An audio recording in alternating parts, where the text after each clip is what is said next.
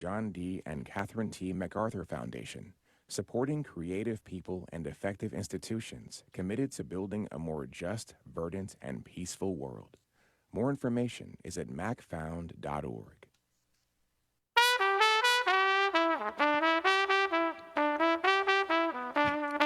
This is Charlotte Talks. I'm Mike Collins. On the local news roundup, Mecklenburg County decides on a new county manager to replace retiring Dina Diorio. Departing Charlotte City Councilman Tariq Bakari on his way to the Trump administration holds his final town hall and endorses his wife to replace him. No hate crime charge will result from the recent incident involving two students at Ardrey Kell High School. We have details on that. Plus, rain puts a damper on wildfires in the mountains, and a statewide no-burn ban has been lifted. And here to talk about those stories and more is WFAE News climate reporter Zach Turner. Nick Ochsner is chief investigative reporter for WBTV. Mary C. Curtis is a columnist for Rollcall.com and host of their Equal Time podcast. And Joe Bruno joins us from the conference room at WSOC-TV, where he is also a reporter there. Thank you all for being here. Good morning. Good morning. Good morning, Mike. After a nationwide search, Mecklenburg County commissioners announced they have found a replacement for the retiring Dina Diorio, and just as they did when they chose her, they found her replacement in the House. Who did they name, Joe? They named Mike Bryant, a longtime county employee who is currently serving as deputy county manager. And he was the unanimous choice of the commissioners, and he has the endorsement of his boss, Dina Diorio, who on Monday or Tuesday night, I've forgotten which, sang his praises. He loves feedback, and he takes feedback well, and he acts on it appropriately. And so I think that's one of the things that makes him so successful, is that he wants to learn, he wants to grow, and he wants to be better. Like Diorio before him, he's been with the county for a while, I believe since 2003 when he was hired as a budget analyst. He's now the deputy county manager for financial services and internal support. And as we heard, Dina has high praise for him. Was she in on the search? This was driven by the Board of Commissioners. Dina Diorio had an outside role, if any. Bryant will come on board at a time when the economy is turning a corner, possibly heading into recession thanks to recent moves by Donald Trump, and at a time when budget pressures might increase because of federal funding cuts. And the county's funds are already tight. Commission Chair Mark Durrell has speculated about another property tax increase coming, but Bryant told commissioners he intends to be, quote, responsive to whatever comes down the pipeline from the federal and state government and use it as an opportunity to become an even stronger organization. Did he explain how, Nick, in the face of all of that? Sorry, I could not unclick mute fast enough. No, I don't believe we have gotten a detailed plan. I just took a little nap there. Don't worry about it. I'm fine. At Tuesday's county commission meeting, Mike Bryant promised commissioners that he would serve all of the county's residents. And I would do that with the highest level of integrity and the greatest level of professionalism. Thank you. So Dina Diorio has held this job for 11 years.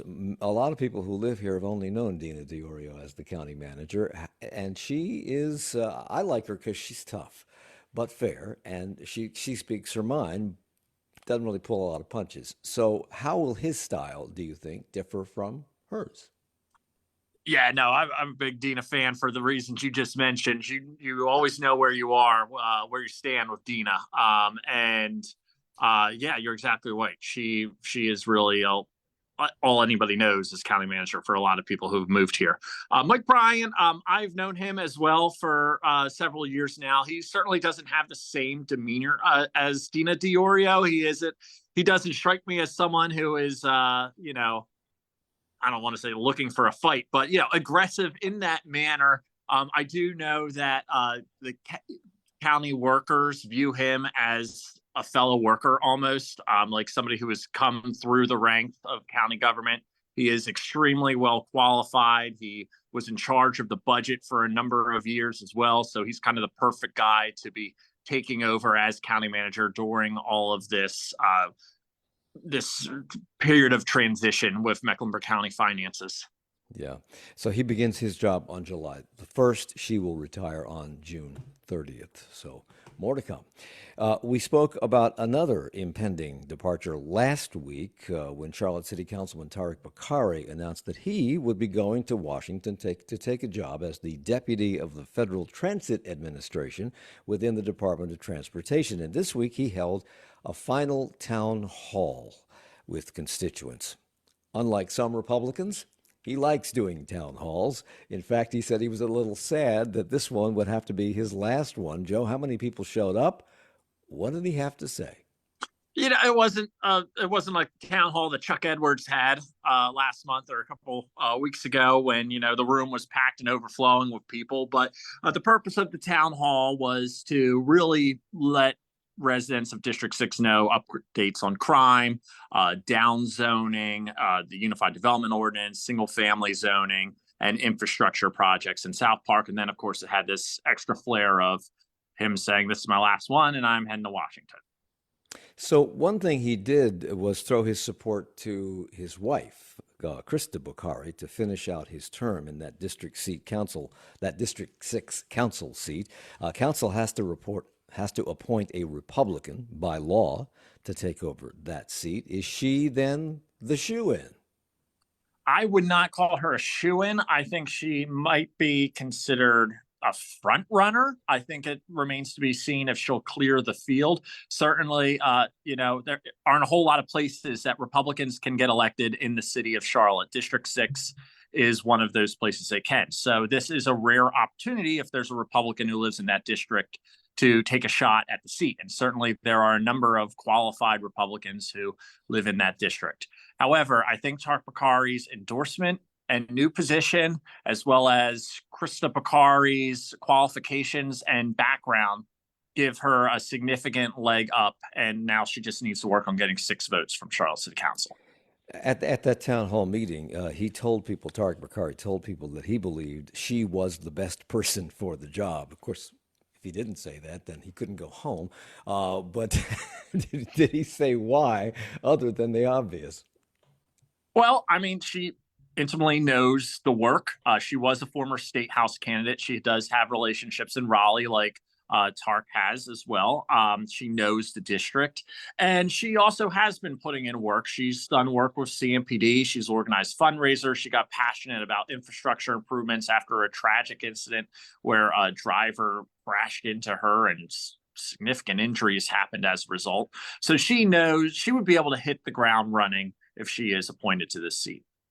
And she also ran unsuccessfully for a seat at in the North Carolina House last year. So she does obviously have political ambitions. Whoever gets this seat, however, will only hold it through December because new council elections will take place in November. In the past, Joe, when these vacancies have cropped up in between elections, some on council have tried to insist that the people taking those seats temporarily would promise not to run for re-election. Has that happened this time? They have not said that yet, but some council members I've talked to have openly said, like, we need to figure out if we are going to express our desire for that to be the case. Certainly nothing is preventing whoever gets appointed from running. They can do so. Dimple Ajmira kind of did that when she was appointed to District 5 and then ran at large.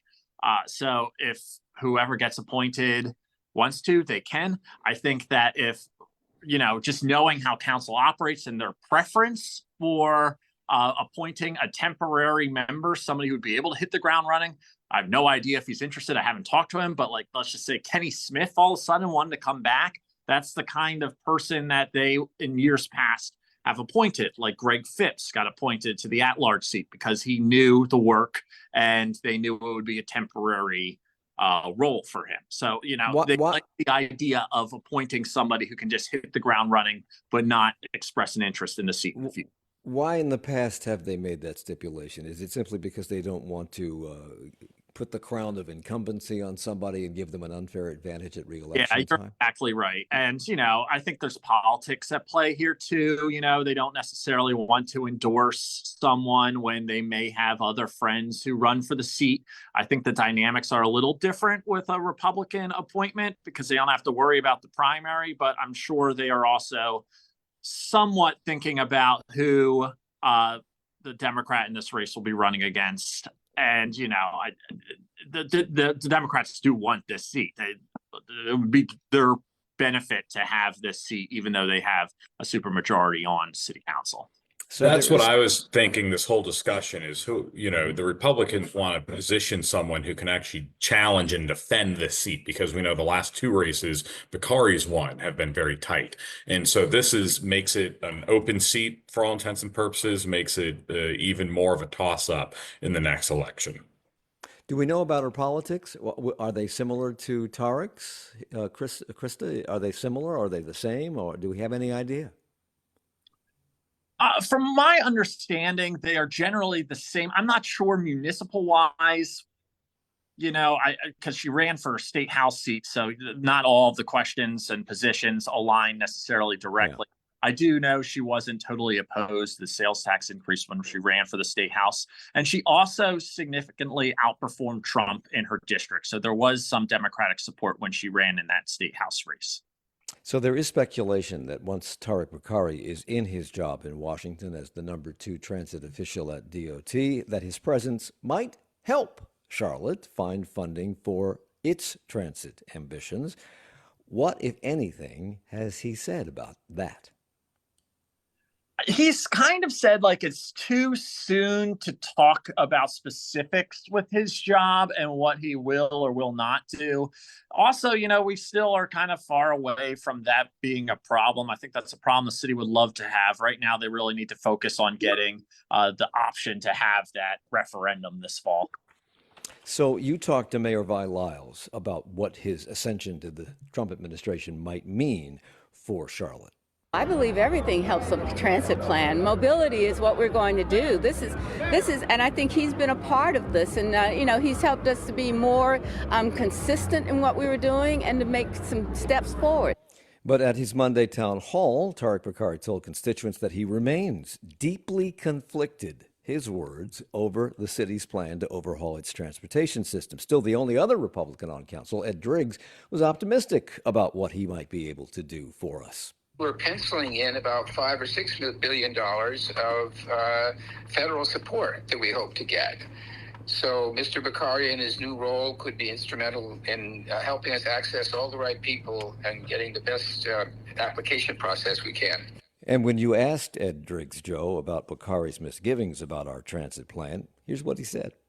Mr. Bakari has been outspoken with observations about the plan. I don't think he was fundamentally in opposition to it. I think there were things that he disagreed with. So we've made changes to our transportation plan to please the General Assembly. Would we have to make more changes to please Bakari if we expect him to grease the skids in Washington? Potentially.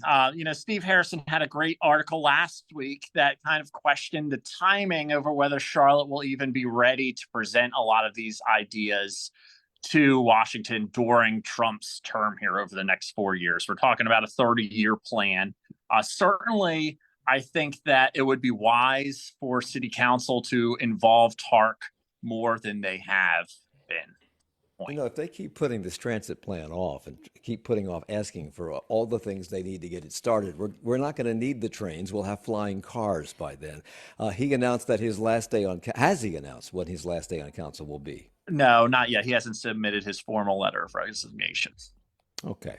When we come back, an update on the Ardrey-Kell fight between two students a couple of weeks ago, and fires in the mountains, where they stand, and also Hurricane Helene relief money. Is it being doled out? We'll talk about that when we come back. It's Charlotte Talks.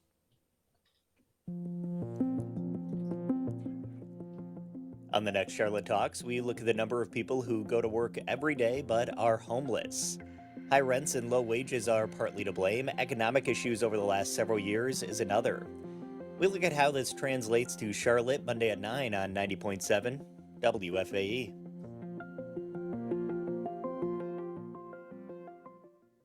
The word of the week. Reciprocal. That means they do it to us and we do it to them. On the Friday News Roundup, Trump's trade war escalates. Wisconsin goes to the polls in a referendum on Musk's influence, and a marathon speech on the Senate floor breaks a long-standing record. That's next time on 1A.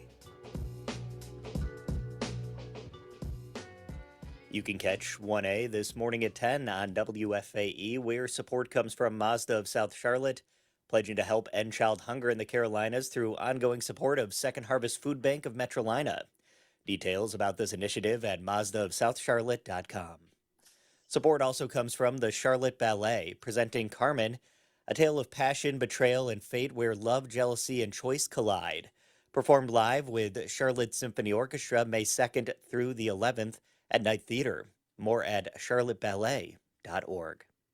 Support also comes from listeners like you who become ongoing monthly sustainers.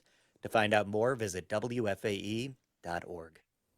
It's Charlotte Talks on the local news roundup on 90.7 WFAE and WFHE. I'm Mike Collins. We're here with Zach Turner, our climate reporter for WFAE News. He's on in just a moment to talk about wildfires in the mountains. Nick Ochsner joins us. He's the chief investigative reporter from WBTV. We've been hearing a lot from Joe Bruno, who reports for WSOC-TV, and Mary C. Curtis is with us. She's a columnist at Rollcall.com, host of their Equal Time podcast. So we reported several weeks ago on an altercation between a female and a male student at Ardrey Kell High School. The girl involved alleged she was being bullied by the boy, and the family of the girl, who was in fact badly injured in all of this, alleged that the boy targeted her because she was Muslim. They demanded that he be charged with a hate crime. And this week, CMPD announced their decision. They will not charge him with a hate crime. Nick, why not? Well, they said the evidence didn't exist to meet the criteria, and there are specific elements of what constitutes a hate crime. I think there, have been a lot of questions about the facts of what actually happened and how this actually happened. Of course, CMPD kind of muddied the waters by trying to punt this to the FBI, from whom we have not heard. Notably, we've heard again from CMPD, who said they investigated this themselves. And this continues to be a situation where we don't know a ton. It's hard to get a lot of concrete information ourselves because of student privacy laws. So a hate crime has to be based on some kind of a prejudice against religion, race, or ethnicity. And the girl's parents say she was targeted for bullying because she was a Muslim, and as you said, the police say they found no evidence of that. Prior to that announcement, the family of the boy allegedly involved in all of this released a statement claiming that it was the girl who was the one doing the bullying and that she was the one who started this altercation. Does CMPD know precisely what happened? And if so, have they said anything about this, Nick? I mean, I don't believe that we've gotten a detailed minute-by-minute account of what happened and how this happened. The most recent information we have, of course, is just CMPD saying this wasn't a hate crime. I think it's notable. I believe both students involved here faced disciplinary action. And we know in the past from Charlotte Mecklenburg schools, that doesn't always mean that both sides are culpable, but that's certainly someone believes that in this case. Neither student involved in this has been identified because they're both minors. Both students, however, I believe were suspended immediately in the aftermath of that. Are those suspensions over, and does this decision by CMPD not to charge this as a hate crime end this? I would think it does. We heard it from the Muslim students' family again yesterday, who kind of questioned the validity and the thoroughness of the CMPD investigation, but I don't think there's much more to do here. They could always file a lawsuit in court if they want to challenge that, and that's certainly their right. All of North Carolina in the last couple of weeks has been under a no-burn order because of dry conditions and because of windy conditions, but we finally got some rain in places this week, and that ban has been lifted. However, there are certain restrictions, certain areas as to where that burn ban persists. Where are those? What conditions have to exist for you to not be able to lift the burn ban? Zach?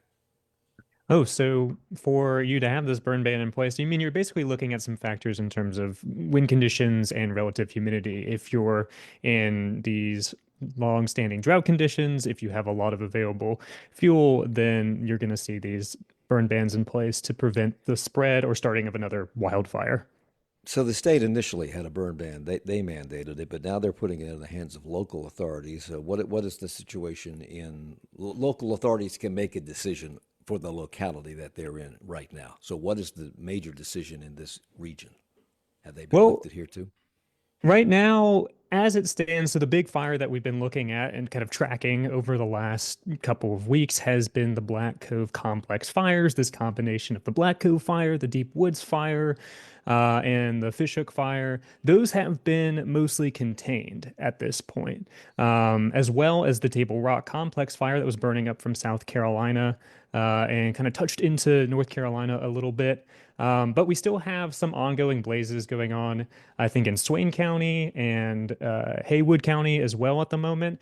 So all throughout Western North Carolina, it just kind of depends where we're seeing these burns pop up. But like you said, we've had these recent rains, and so the likelihood of having more of these blazes is decreasing. And so you're seeing less of these burn bans. So these fires in the mountains are being fueled in part by debris left over from Hurricane Helene, but changing climate patterns, more droughts, windier conditions brought on by climate change are adding to the problem. Talk about that. Absolutely. I mean, as our climate continues to warm, that's more energy that's in the atmosphere, which translates to higher winds more generally. And an ongoing trend that we're seeing in much of the United States in general is lowered humidity. As our climate continues to warm, it looks like the predictions are that North Carolina will likely see more severe droughts in the future, which is a big contributor to some of those conditions that lead up to wildfires. Basically, what you need to have a wildfire are three things: that ignition source, kind of tinder, and that's sort of what you're kind of looking for there. And those conditions are exacerbated as our climate continues to warm. And every area of the country, I suppose, where wildfire that are prone to wildfires, the fire season has been moving earlier and earlier and getting longer and longer. That is the case in California, and it evidently is the case here too. Governor Josh Stein, speaking with Blue Ridge Public Radio, says this year's early fire season is worse than normal. What we pray is that this does not portend to a terrible summer, but there is a lot of fuel on the ground. As you said, so many trees are down and they've been on the ground and they're drying, making them timber, essentially. And so we have to do a good job clearing the roads and the forests so that when there are fires, the firefighters can move and get to where they need to do to cut off the fires. Adding to that, the governor says there aren't enough firefighters available to do the work or to make that part of our state more resilient to future fires. We need many more Forest Service employees. I've called for in my budget to the General Assembly for them to be able to hire dozens and dozens more firefighters. We have to raise the pay because there are too many vacancies. And we need to continue to have coordination. That's the main role that my office can play with our state emergency response team. We partner with the Forest Service, North Carolina Forest Service, the U.S. Forest Service, the state fire marshal, and then, of course, all of the local area firefighters when these do pop up, to figure out how do we attack it and do our level best to save property and life.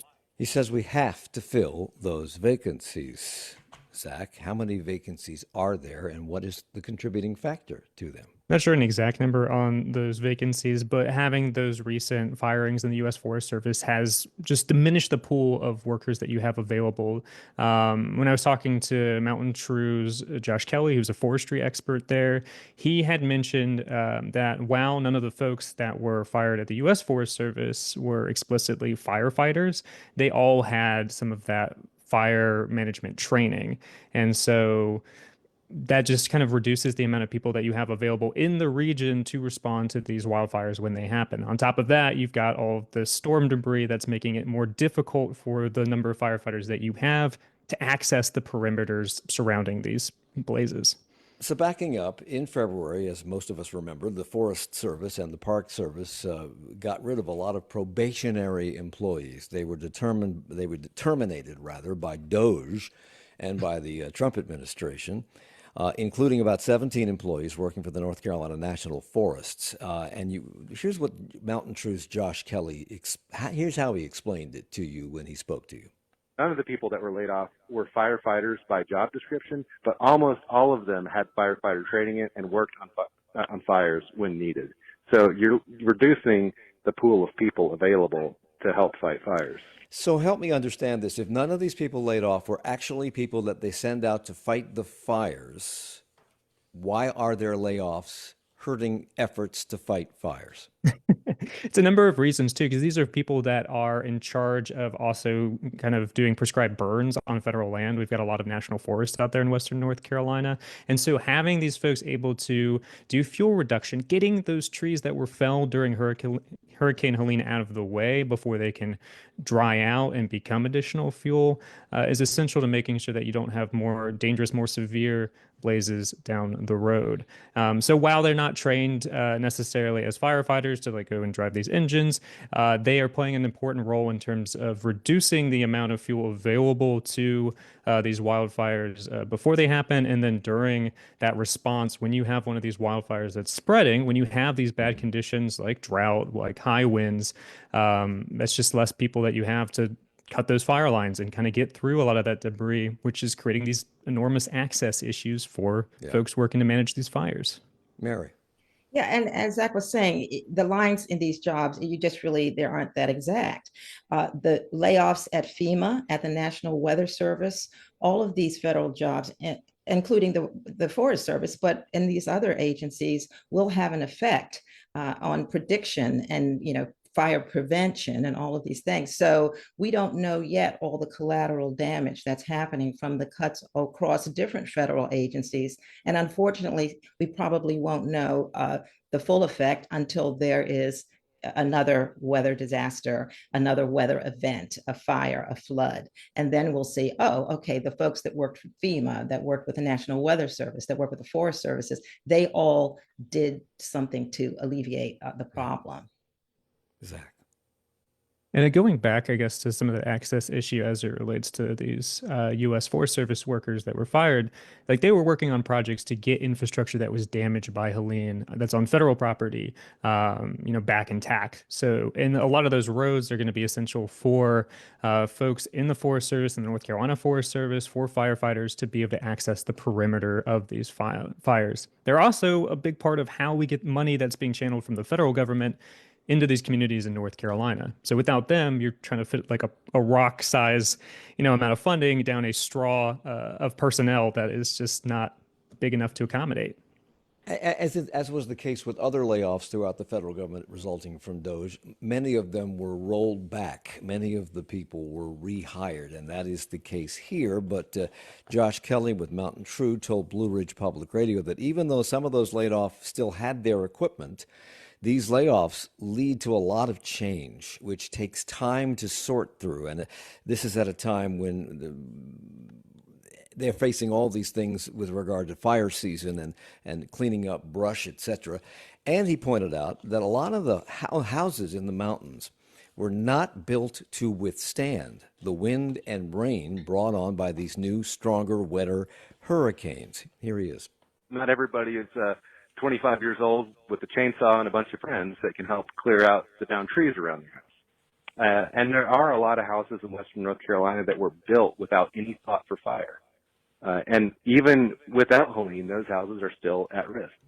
So shortly after these layoffs, U.S. Agriculture Secretary Brooke Rollins was asked about the impact that these layoffs would have. And he said, quote, "If at any moment anything comes up that is potentially compromising to this state and to our Forest Service's ability to fight these fires effectively, we will immediately put those people back in place." Would that even be possible? I don't know about possibility. I think it's you're already trying to do a pretty impossible task to begin with, just in terms of triaging, the number of projects that needed to be done in Western North Carolina, having people be laid off and then rehired and go back through that onboarding process is only going to make it more difficult. 100 days into his stint as governor, Josh Stein has been talking a lot about rebuilding, about federal aid, and the long road ahead after Hurricane Helene. The governor says trying to help those affected has been his number one priority. The General Assembly finally passed a bill authorizing $500 million in relief money for Western North Carolina about a couple of weeks ago.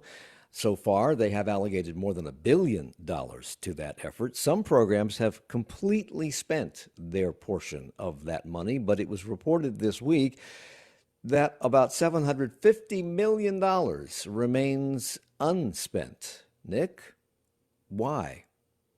That's not entirely surprising. We're only just over 6 months out from the storm, or less than that from this money being appropriated.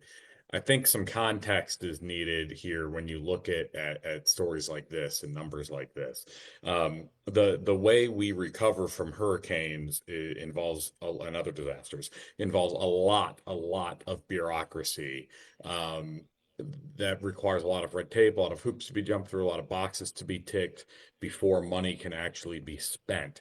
And in some cases, if you don't properly tick all those boxes before spending the money, you actually end up owing the money back.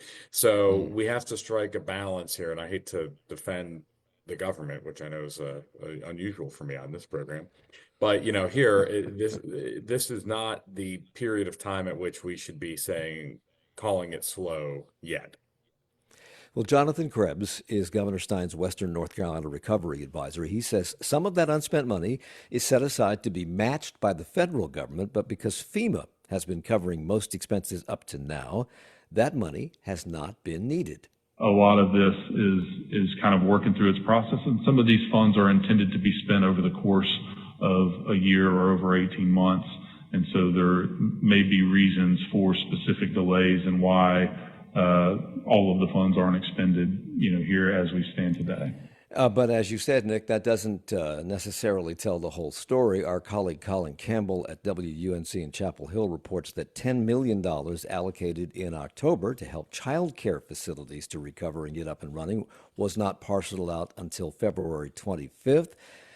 Also, some things were set aside to make loans to small businesses and to local governments. And Krebs says that many of these entities have been reluctant to take on that debt. Is that unusual in times of crises? Well, we saw a need for small business funding immediately after the hurricane, and the Small Business Administration was virtually out of money, and so this was a gap that the state was trying to fill. My guess would be, I'm just speculating here, but my guess would be that either they filled the gap too late so that some of these businesses were out of business now, or that they found other means of funding to stay afloat. But again, when you're talking about 3 or 4 months from appropriation to spend in government spending terms, that's actually fairly quickly. And I mean, contrast that with how we've recovered or not recovered from Hurricanes Matthew and Florence, and look at, we still have tens of millions of dollars sitting unspent from that. Obviously, that is slow, and I think it's because of the state's mishandling that we're on edge for that to happen here in Helene. And is this why a lot of people in that area are complaining that they're not getting the relief that they need simply because of the red tape and the time it takes? I have 10 seconds. Yes. Okay. We have to take a break. We'll come back with more in a moment, including information about a social media bill going through the House.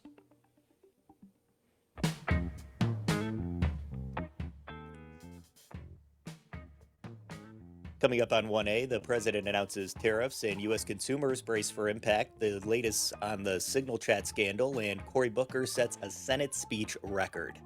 That and more on the News Roundup at 10 on WFAE.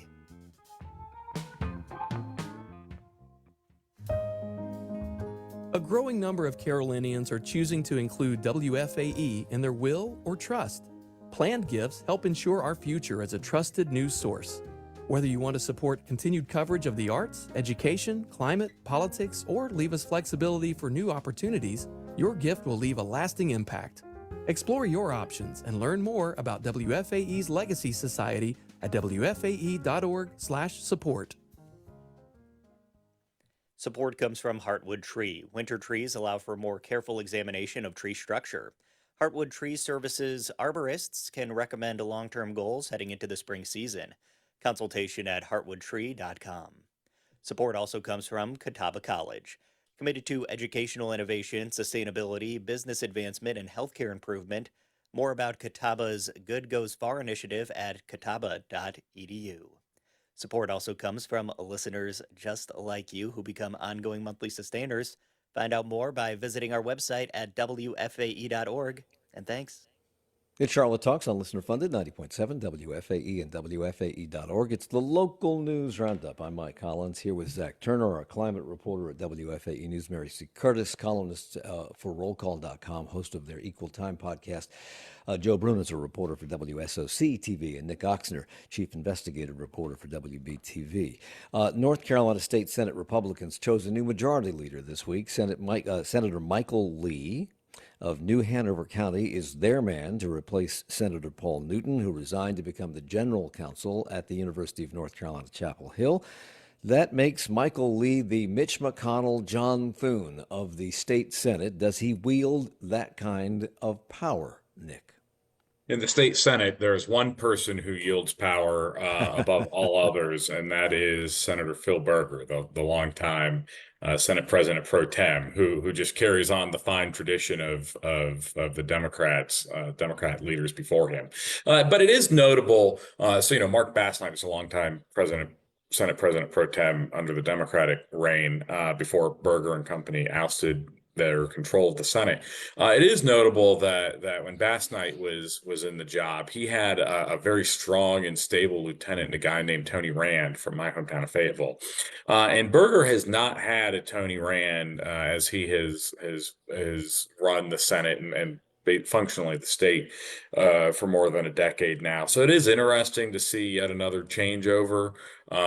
Michael Lee is a longtime senator. He's from a very politically tough district. I think he lost re-election, 1 point, won his seat back again. And so this isn't a particularly surprising pick, I wouldn't say.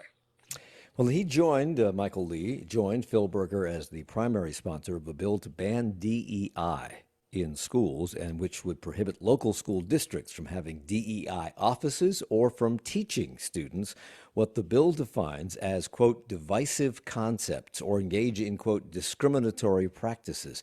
In an op-ed that he wrote recently, he said the bill was not about, quote, stifling diversity or ignoring history. Rather, it is about reinforcing the core American values of fairness, merit, and the right to independent thought. Mary, both sides of the political divide have absolutely diametrically opposed views of these moves against DEI. Why? Why such a diametrically opposed, divergent point of view on the same topic? Because I think there's a basic misunderstanding, and I would say on the Republicans' part, what DEI actually is, that it in itself is not discriminatory, but that it was the remedy for centuries of exclusion and discrimination and inequality. And it seems when they say they want to go back to an ideal, I think they want to go back to a myth. And I think American history is much more nuanced than that. You can say that America was a great country and that it did things that were terrible, including enslavement and the treatment of the indigenous peoples. And I think that students can handle that. In fact, I think that if you try to paint this rosy picture, that students will be questioning you and will doubt you. And I don't think folks should have to be afraid of that we are a country of contradictions, because we're people of contradictions. And I do wish that the leaders of this state and many states throughout the years were as anxious to rid the discrimination as they are to actually do away with the remedies. That means, I guess, that anything that has to do with something Black or disabled or folks with different abilities or female is somehow objectionable for students to learn about. There's a fundamental disagreement here. People on the left view these as remedies. People on the right see them as unnecessary. Well, I really think it's more objective than that when you had actual laws on the books that discriminated against citizens who were tax-paying people, but yet couldn't go to the libraries and the swimming pools and the theaters, including the New Carolina Theater that just opened, which didn't admit African Americans until 1963, even though they were paying taxes for all of these things. So you can have certain disagreements around the edges, but the basic facts are the same. Meanwhile, in the House, House Bill 301 is winding its way through that body. It would ban social media accounts for kids under the age of 14 and require parental permission for other young people. The bill would give social media companies 30 days to ban minors under 14 from creating accounts, require parental consent for kids ages 14 and 15, and would require deleting existing accounts that don't comply with those age requirements. Most social media platforms have set a minimum age of 13 for account holders. Cabarrus County Republican Jonathan Ullman sponsored the bill, talking about a child's mental health being as important as their physical health. And Jeff Zenger, a Forsyth County Republican, also one of the bill's sponsors, brings his personal experience to his reasoning for banning social media for tweens. As a parent who has fought the battle of screen time with 4 kids who are now all in their 20s, it is a raging battle. And so the idea was to put something up that would be a backstop for parents so that they could help regulate this and help kind of stand with this battle. I would think not a lot of people have heard about this bill yet, Nick, but what kind of reaction, if any, has this gotten from parents, from kids?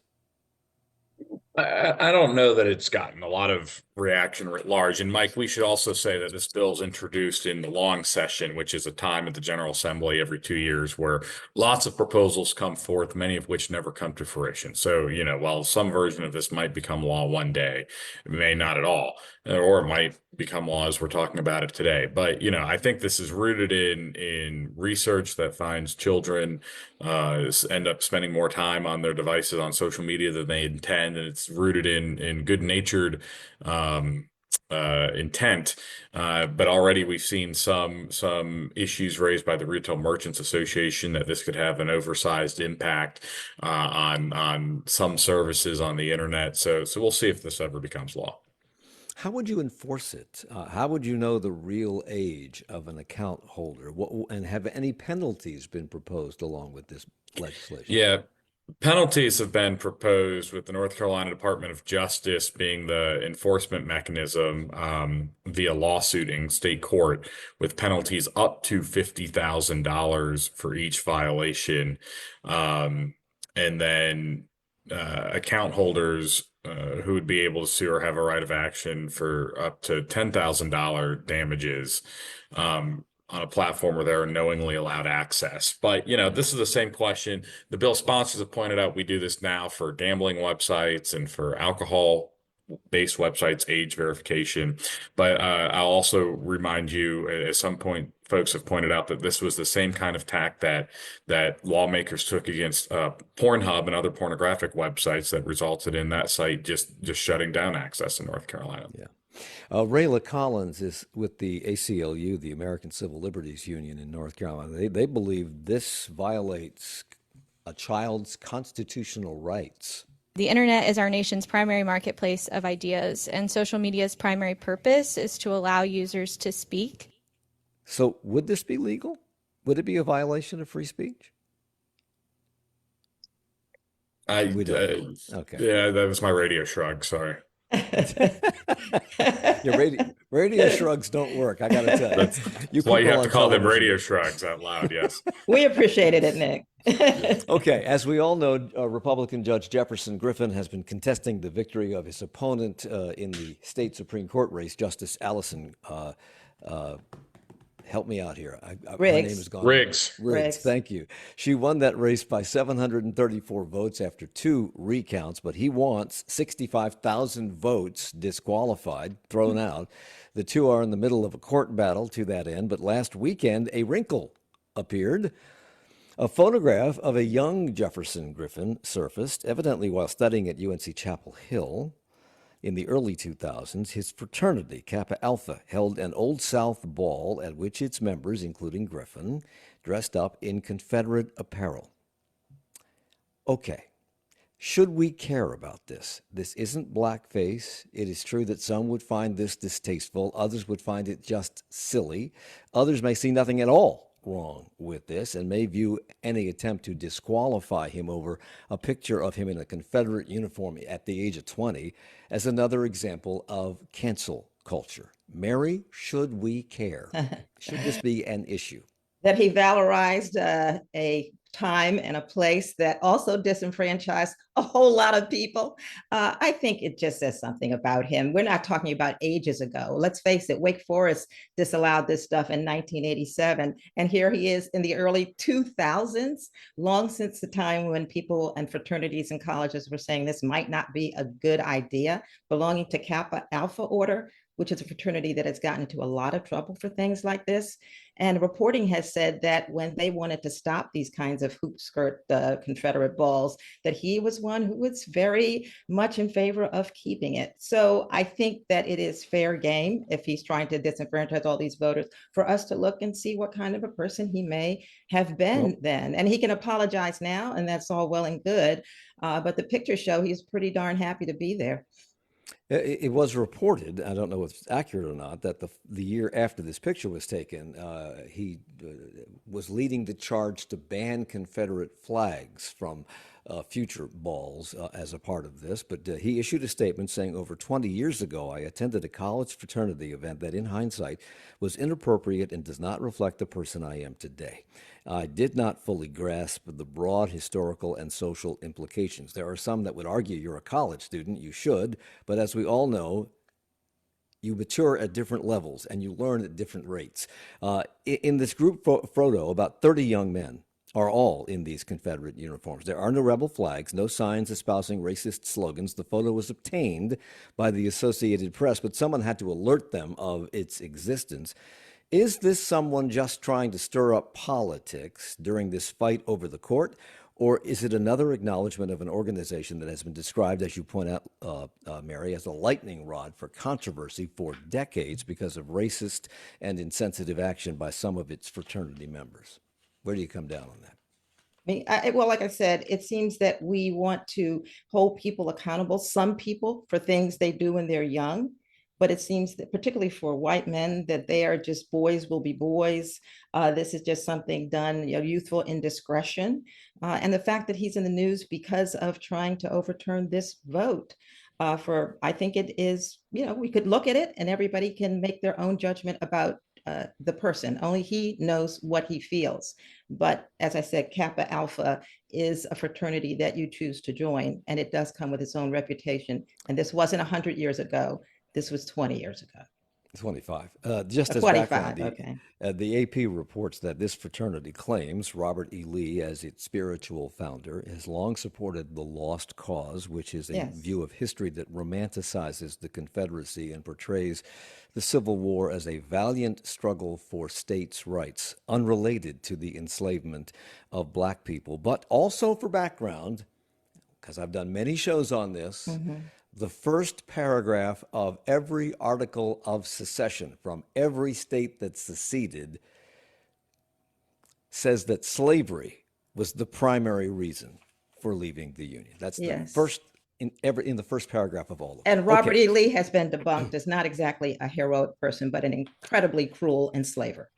So even as the General Assembly seeks to ban North Carolina's Democratic Attorney General Jeff Jackson from from suing the Trump administration over executive orders, Jackson is suing them, joining a multi-state suit challenging the federal government's decision to cut more than $11 billion in healthcare funding nationwide. If that stands, how would that impact our state? Well, yes. Jeff Jackson, the Attorney General, says $230 billion of 230 million of healthcare dollars would be cut. The North Carolina Department of Health and Human Services says about 100 million and at least 80 jobs.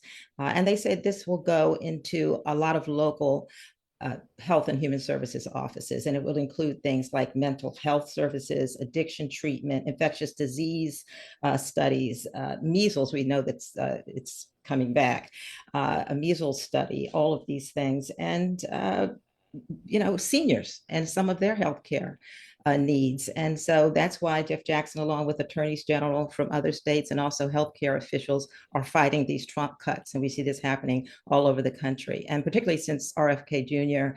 is now the head of the Department of Health and Human Services, they worry that the states will have to do a lot of picking up when it comes to these studies, because we know he's very skeptical of vaccines and other things. So that's why they're suing. Now, this is Jeff Jackson's fifth lawsuit against the Trump administration in the last, 70 days or something like that. Well, he calls himself a nonpartisan shield, right? And others say that he's partisan, but.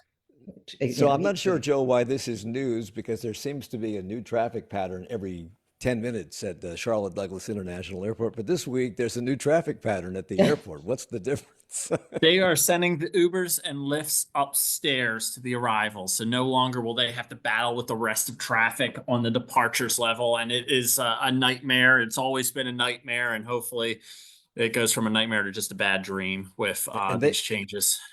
And Channel 9 reports that the airport's been working for months to try and stave off traffic congestion. Are their efforts showing fruit? Are they bearing fruit? I guess. I mean, I don't think there's ever really an ideal time to pick up somebody from the airport or get picked up at the airport. I personally go to the hourly deck and get dropped off in there. We'll see. Spring break's coming up. Good luck, everybody. So I have 1 minute. It's Final Four weekend, and North and South Carolina have teams in those games. The University of South Carolina Gamecocks have their women's team led by Coach Dawn Staley. They will face the Texas Longhorns tonight at 7 in Tampa. Both teams are number 1 seeds. They've met 3 times this season, with Carolina leading that effort 2-1. Are we placing any bets tonight? Mary? You're the no bets, but they're going to be good games. Not too many no Cinderella teams this year, but that means that we're probably going to get some hard-fought games with the 4. And Duke is playing tomorrow, and South Carolina's playing on Friday. There you go. We have covered the whole thing, the whole kit. There's nothing left to talk about, except the 5 pages of stuff I have on the floor here. Zach Turner joins us. He's our climate reporter at WFAE News. Nick Ochsner, chief investigative reporter for WBTV. Joe Bruno is a reporter for WSOC-TV, and Mary C. Curtis is a columnist for Rollcall.com and host of their Equal Time broadcast, or podcast. And I should say that there was no extra charge today for the radio shrug from Nick. Thank you all for the hour. Charlotte Talks is a production of 90.7 WFAE. Support for Charlotte Talks comes from Mazda of South Charlotte. Our executive producer